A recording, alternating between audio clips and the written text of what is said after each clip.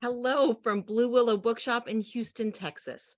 I am Kathy Berner and I am the event coordinator at the shop. We are so excited to host this virtual event celebrating the launch of The Loud Librarian, written by Jenna Beatrice and illustrated by Erika Lynne Jones. Please join me in a great big happy book birthday welcome to Jenna and Erika. Hi. Thank you so much. Hi there. We're so happy for you and for Penelope. Thank you. We're Thank excited. you. Yeah. We appreciate you hosting us. Thank you so much. It's a real treat. And thank you for promoting it so well because we've got a great audience.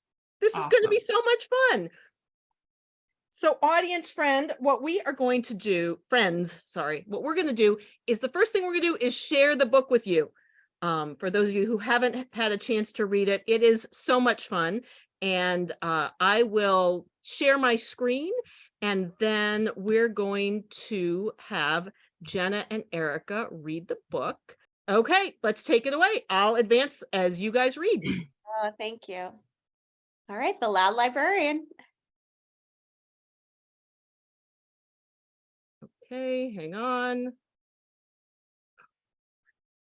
Sorry, friends. Why is this not advancing?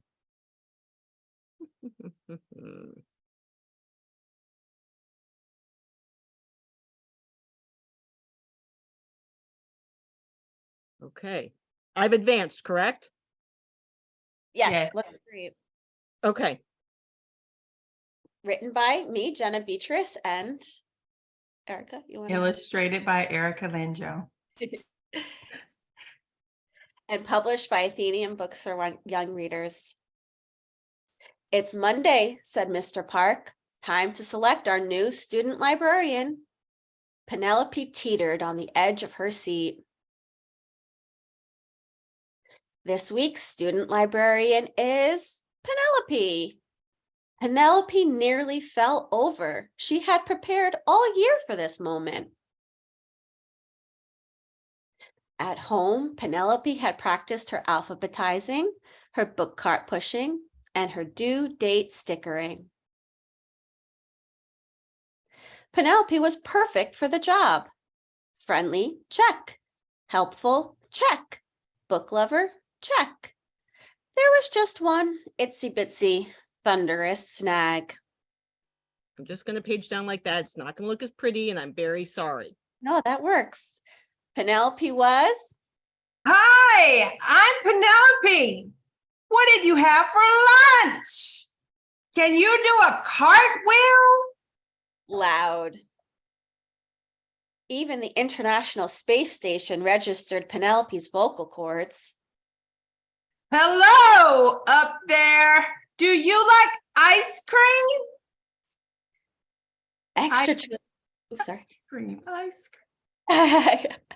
Extraterrestrials? No, just Penelope. But nothing could stop Penelope from her dream of becoming a librarian. Welcome, said Miss Berry. Let's get started. Penelope expertly pushed the book cart across the silent library. Nearby, her classmates sat reading and studying and... What do you know about flamingos? Clunk, rattle, zing. That's okay, said Miss Berry. But remember, libraries need library voices. Penelope nodded and scurried to put the books back onto the cart. Next, Penelope took charge of the computer sign-in sheet. She wrote down students' first names and last names and... Have you ever seen a snowball in the summer? It's crunch pop.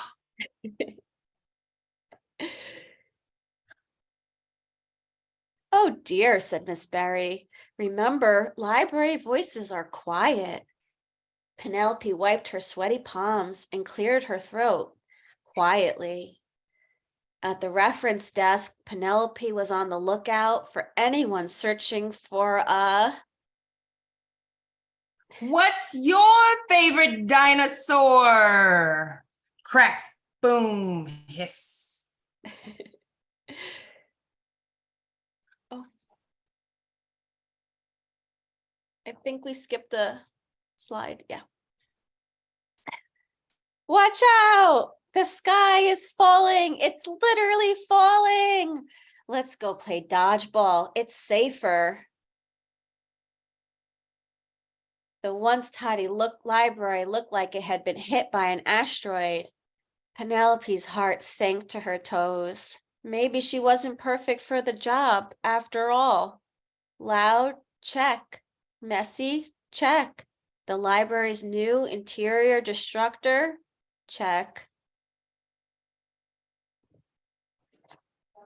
Penelope's cheeks burned as she slumped to the door. Library voices were quiet, and Penelope paused. Not all library voices were quiet. An idea ignited for takeoff. Penelope went straight to work. Soon, eager students began to gather.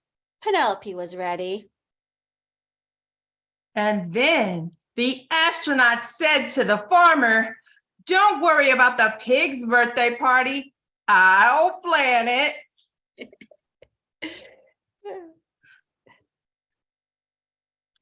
The group erupted with giggles. Miss Barry did too, and Penelope beamed. Thanks for coming. See you tomorrow for Penelope's story time. Roger that, Penelope. Over and out. Beep.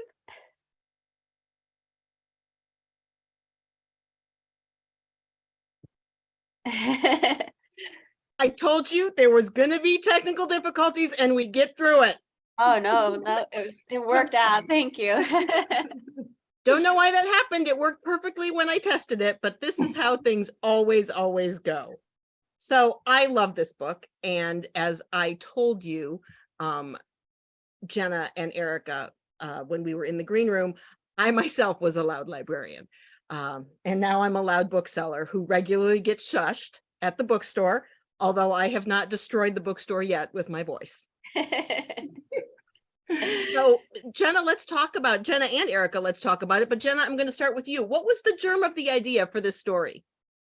I was just brainstorming, honestly. I was sitting with my mom at, we were at like a bookstore cafe, and I was just doing like rapid fire ideas. And this was one of them, just a really loud student who wants to be the student librarian, and just destroys the library. And that was the idea. I didn't really know where the rest of the story would go. I had to, sit through a lot of revisions, honestly, to get to where it is now. But yeah, even the ending, I think it seems obvious now that she would find her place in story time, but it took me a while to get there. Because I knew the concept could be fun, but I didn't know how to end it. And yeah, I didn't want Penelope to get quiet, that wasn't the point of the story. And I did have a lot of critique partners in the beginning, kind of, encourage me to like let her learn her lesson, rein her in.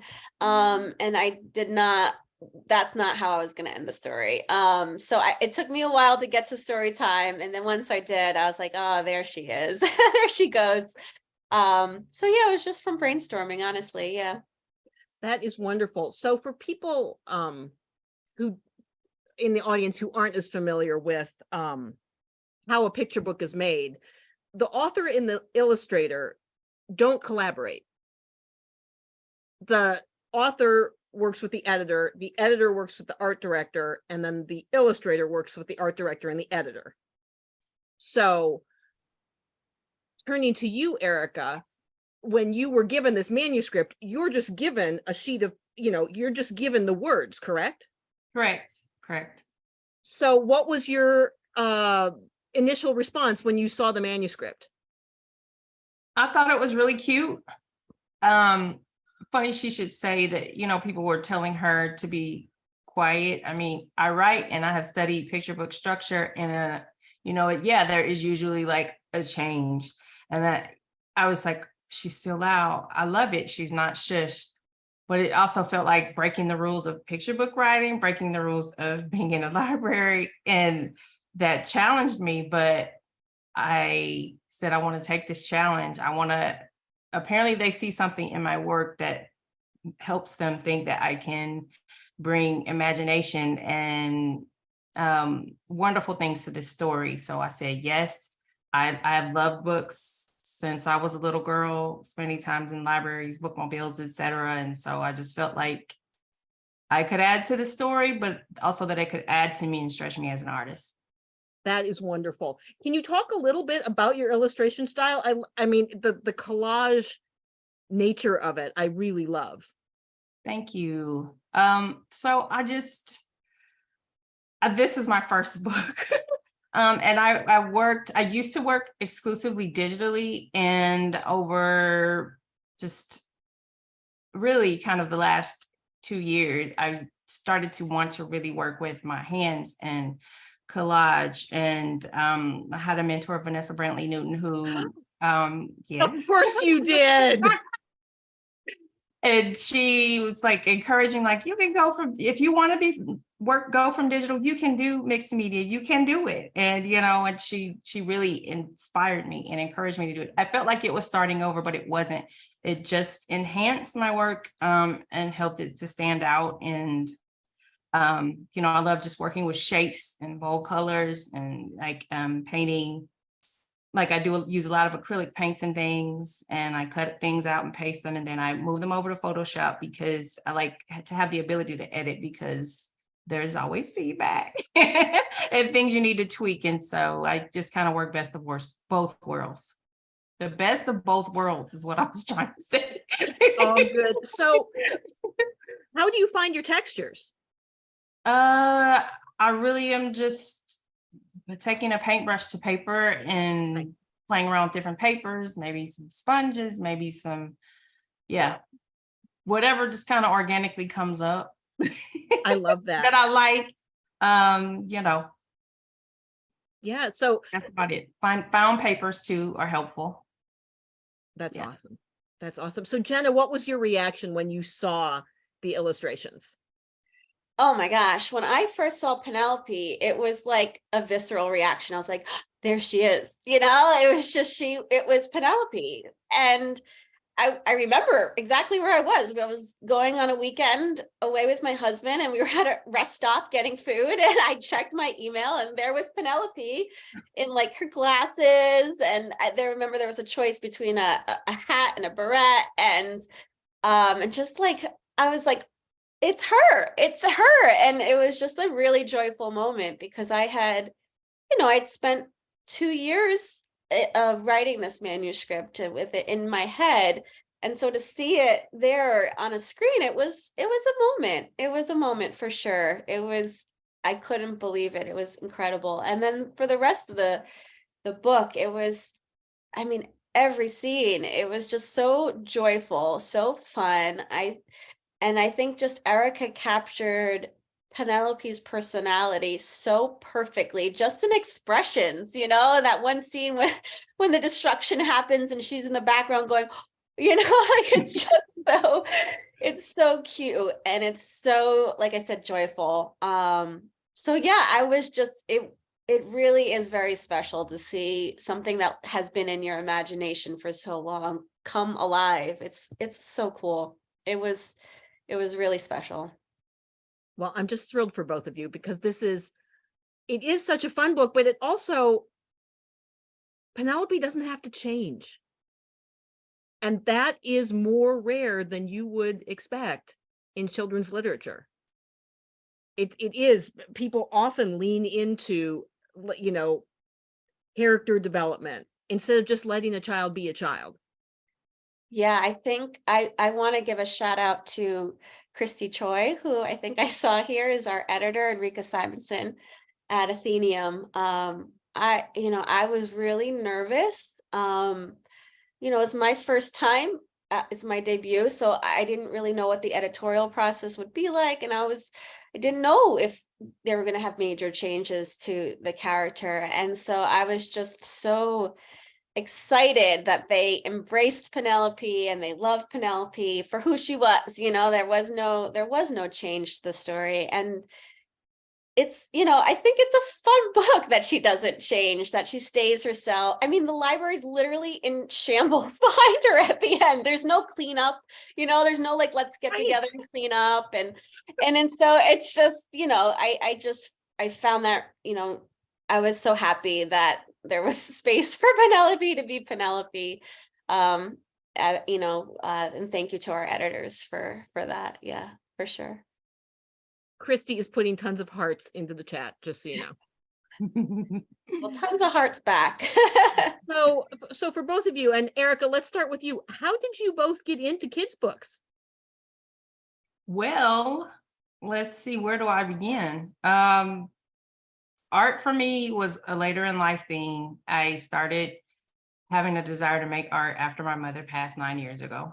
It was sudden and unexpected, and art for me became is art therapy, dealing with the grief. Not intentionally, but I realize now that was what was happening. And I just kept taking classes because it made me feel close to her in a strange way. And once, I finally noticed that there were classes specifically for people who wanted to make children's books. So I jumped in. And I kept finding them. And then, finally in 2020, someone said, well, my husband, who was, my number one patron, we can make money doing this. So, but I had lots of colleagues who also were saying, it's time. And so I pitched to agents, got an agent, and that opened the door to projects like this. And I am so grateful. And I feel like I belong doing it. You do. You absolutely do. You. I can say that as a bookseller and a librarian, you belong here. Thank you. How about you, Jenna? I always wanted to be a children's author, truth be told. I'm here in New Jersey, so we had pretty serious lockdowns during the pandemic, and during one of the stretches, I just cleaned out my desk, because you're just, stuck inside. So I cleaned out my desk and I found my college essay to apply to college. And it was all about how I wanted to be a children's author. And I didn't remember that. This was like complete news to me. And so it was really cool to see how long I've wanted that, because I've always wanted it. I just didn't know I had told other people, because, again, this is my first book. I've kind of only rededicated myself to doing this for the last couple of years. I had a whole other career. So it was, so I guess something that's always been, something I've always wanted for myself. But yeah, it was just, the last couple of years that I said, let's just do it. Let's just take the classes and learn and network and join organizations. And so it's nice to see a dream realized like that, because it really has run deep to be an author for children. Yeah. I'm so excited that for both of you, this is your debut and this is not your first career. It's warming my heart. I will remind you, friends in the audience, use that Q&A if you want to ask questions. Otherwise, I'm just going to keep going because I got plenty. This is in the acknowledgements. You mentioned libraries. Can you talk about the first or an early library experience that you remember? And where was the library, or was it a bookmobile experience? Erika, let's start with you. I'm sorry. I have a library experience from when I would the school library. And let's just say we had to be very quiet. Mm-hmm. And the library was a disciplinarian, and you could discipline in different ways at that time. I was always a good student, and I made sure to stay out of that. But, at school, but bookmobile days, that was like magic. And I don't know. It's like I could go out of the school for a little while and just camp out and have books all over the floor. And then just any opportunity to get a new book. It was just magical. And I loved it. I loved it. How about you, Jenna? For story time, I remember being in the basement of my hometown's old library, and my mom still talks about the librarian to this day, because she was a very strict librarian. She was not, she was no Miss Berry, like I don't think Penelope would have gotten as far as she did in that library.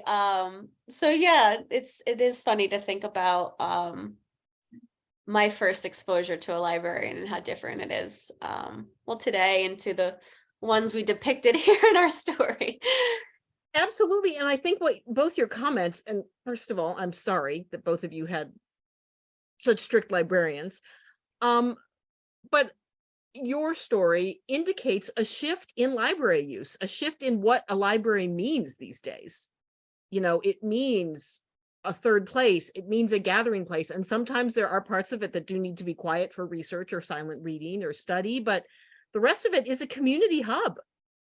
And you no longer expect to walk into a library and hear silence. Right. Yeah. And I mean, I was not a quiet librarian. My librarians were always loud, and I'm always loud when I'm at the store, and I regularly get shushed. Actually, not shushed. Valerie, who owns the store, will make eye contact with me and go like this, which means turn down your volume, please. Well, we love loud librarians. That's for sure. I feel seen. Before I turn, now I see audience Q&A coming in, but before we turn to that, can you both tell me a few picture book creators you look to for inspiration? Jenna, let's start with you this time. Sure, I would love to. So I would just love to share with everybody the journey of the book's path to getting publication. I had applied to a mentorship run by Justin Colon. It was PB Chat mentorship program. And Justin now, he's going to be an author. His books debut next year, so everyone be on a lookout for that. And he also runs the Kidlit Hive, if any creators are here would like to check it out. And he runs this program where you could be matched with mentors. And so I heard about it and I applied, and I wanted to, desperately have a mentor, have someone watching over my shoulder. And the author is Lindsay Leslie. Her books are incredible. They're funny and they're smart, and there's lots of space. I love space. So I shout out to Lindsay Leslie, who really was this book's guardian angel. She helped me with it, and mentored me with this book and other stories. And the showcase is how Erika and Christy first saw this manuscript. So, without Justin and Lindsay, two incredible Kidlit authors, I don't think we would even be here today. So, so creators like that who help other creators, I think are the most magical people in the world. It's so generous of them. So, Lindsay Leslie for sure, to answer your question, her work is incredible. And then, I love just laugh out loud stories. Those are the ones I'm drawn to, stories that I have fun reading out loud, because it is a medium meant to be read out loud.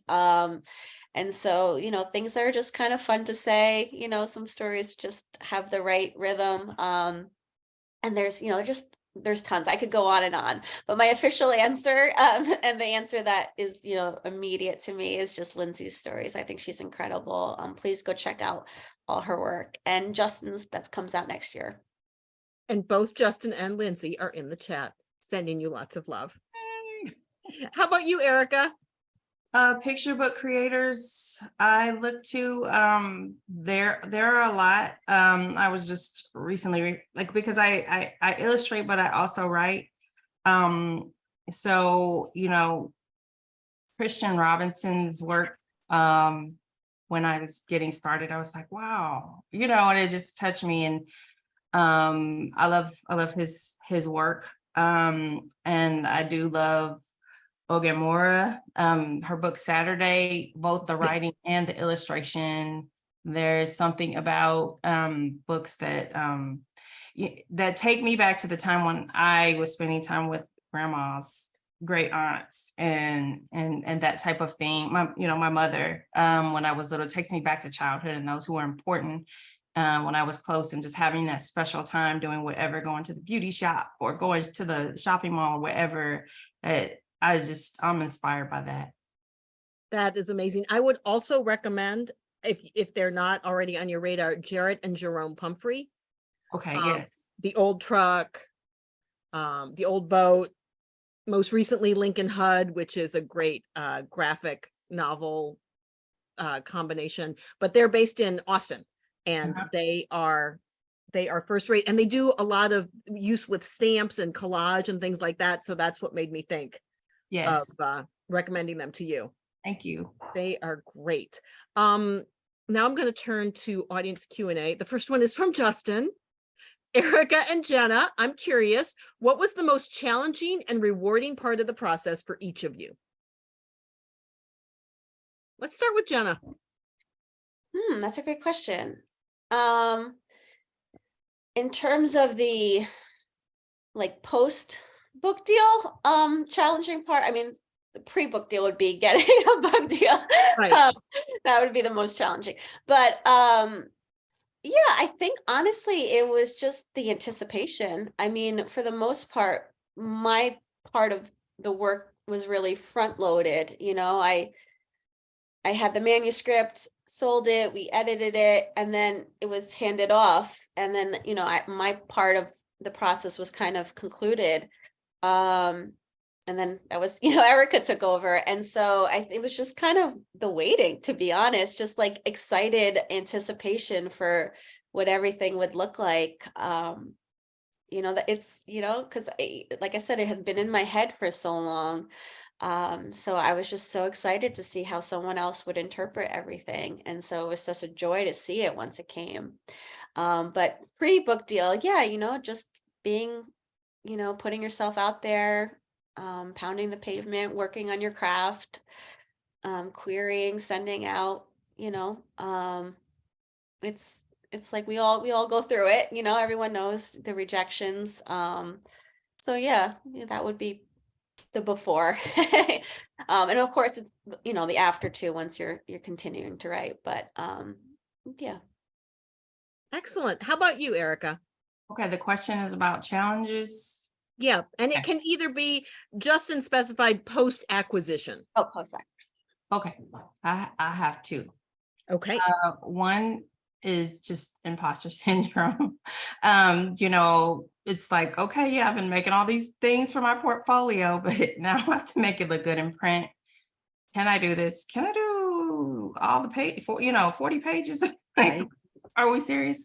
And so just having to trust that all the work, all the time that I put in, all the getting to know myself, all the learning to make art when you are joyful, and create a joyful atmosphere so that is infused into your work. Just trust that it was gonna be manifested, right, and be effective, right? I do remember submitting my sketches, and I submitted them, and I just felt the sense of, I just love it. And I was hoping that, and that was the feedback I got back from Christy, from the editors, that they loved it. And I was like, oh, they feel my love. And so that's really how I try, or how I want to do with all my work. So it was just a challenge of getting over that imposter syndrome. And the second thing, my father became ill and passed during the course of this process, and having to set aside what might have been the schedule ended up working out. Christy, Erika, everybody was so supportive and compassionate when things happened, and that knew that I wasn't going to be able to just, and that I had to go from my home to St. Louis, from Dallas to St. Louis multiple times, and take care of not only up until then, but even after he passed. It was quite a process, quite a journey. And so that was challenging. My father did get to see my sketches and he was delighted. And I felt like it finally clicked for him what I'm doing. Like, oh, you have a career. Yay. And so I dedicated the book to him and my mom. And I just believe that they are cheering for me from where they are. And yeah, but it was They challenging. absolutely are. Yeah. They're watching right now. Yes. They are. I'm dad. Yes. Love you. So, Here's a question for both of you from Amanda. What is something you've learned from launching? Like, what's something you've learned from launching this book? And do you have other things in the pipeline? You can raise your hand if you want to go first, or I can. Okay, go, Erika. From launching the book, I would say making the book. I was telling Jenna one day that I had to tell myself, I had this mantra: you can break the rules. You can break the rules. It's okay. Like, because I'm a rule follower, recovering. And this book made me break the rules. And yes, the library can be torn up. Yes, she can be heard from space, and all of those things. And it just became, it carried over into my lifestyle and things that I realized I would maybe being rigid about. And it just stretched my imagination. And so, that was a big learning thing. I felt in my spirit to say yes, and I said yes. And I'm so glad I did. And I'm going to just do that from now on when I feel alignment. And then what was the other part? Was there another part? Is there anything in the pipeline? Oh, yes. On September 26th, Black Girls, A Celebration of You, written by Dominique Furukawa, is coming out. And I am working on my author illustrator debut. We don't know when it's going to be published yet. Hopefully next year, but we'll just see what happens. I want to go with the flow. That's what I learned, everybody. Go with the flow. These schedules are just schedules on paper. But that book is called Zara in the Middle. So yes, I have stuff in the pipeline. Wonderful. How about you, Jenna? What did you learn, and do you have something in the pipeline? Yeah, I learned so much. I didn't know anything about book marketing or publicity. And so we have such a great team. And I'd like to say thank you to Lindsay Ferris, who helped set this all up and who's been out there looking out for Penelope. So thank you to the whole SNS team. I'm just really glad that I don't draw or illustrate. And then I get to work with incredible artists like Erika. And it was just a joy to be able to experience this with you, Erika, just to be able to celebrate all the celebrations and kind of do this together since it's our first time. So I thought it felt special. This is both of our first book, and our editor, Christy Choi, this was her first acquisition, and it was my agent's first book sold through her new agency. So it was it felt very serendipitous that we all kind of had this, new book, new adventure together. So I don't know, it felt special. And so just being able to do it with everyone, it's been lovely. But to answer your question directly, I learned a lot about social media. I was a social media, I don't know, hermit. I don't know what the word is, but I wasn't on, so I had to make a Twitter account. And I had to learn a lot. When I first posted about the book on Instagram, all my friends were like, this is how you do it. I can't even find the button. So it's been a learning experience for that. And now today my sister-in-law texted me like, how do I do it? Now I can answer, I know things now about social media. So yeah, but it's been a really lovely journey, and I feel really grateful for everybody who's been showing us so much support, and everyone who's here tonight. Truly, thank you. In terms of next steps, yeah, I actually, I had good news. I got an offer just a couple weeks ago. I can't announce it yet, but something nice is coming. So I'm excited to share when I can. Yeah, thank you. That is absolutely wonderful. Congratulations. Thank you. And here's a question from Brandy. Will we see any more of Penelope? I don't know. Christy, you're in the audience. Penelope needs more adventures. I'm just telling you. I think it would be great. I think I just I like the way you think, Kathy. she's just got Yes. such a great personality. That's sweet. Thank you for that. Yes. You know, and the joy that shines through this book, I think can continue to shine through in more adventures. Yes. You know, That's really sweet. Thank you for that. Yeah. yeah. thank I mean, maybe not. I mean, she could destroy something else. She could build something else. I think the sky's the limit with Penelope. Penelope's ready. She's a force. I think There we go. Jillian said, let's send her to space as a librarian. that's amazing. I love that. That is fantastic. I'm so pleased for both of you. And I didn't know it was Christy's first acquisition. And this is just we're so honored that we got to be part of that, to just celebrate the joy of this for everyone involved. It's so, so, so wonderful.